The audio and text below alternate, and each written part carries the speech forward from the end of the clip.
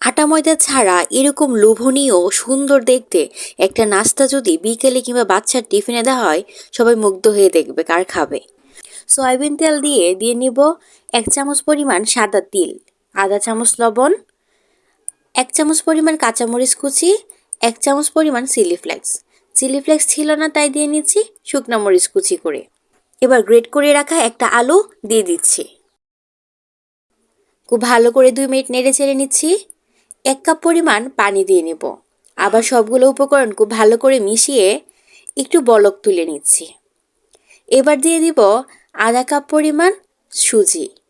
এখানে পানি আর সুজির পরিমাণটা ঠিক রাখতে হবে। আধা কাপ সুজির জন্য 1 কাপ পরিমাণ পানি যথেষ্ট। এখানে পানির পরিমাণটা যদি কম বেশি হয়ে যায় তাহলে এটা পাতলা কিংবা ঘন হয়ে যাবে। এবার ডোটাকে খুব ভালো করে মথে নিয়েছি। একটু দলা হাতে নিয়ে এটাকে খুব সুন্দর করে গোল করে এটার মাঝখানে একটু ছিদ্র করে নেব। এটার শেপটা ডোনাটের মতো তৈরি করেছি। সবগুলা হয়ে গেলে প্যানে কিছুটা সয়াবিন তেল দিয়ে সবগুলা পিঠা ভেজে নেব। এই পিঠাটা লো হিটে মুচমুচে করে ভাজতে হবে। আর লাল লাল করে ভেজে উঠিয়ে নেব এই মজার স্ন্যাক্সটা।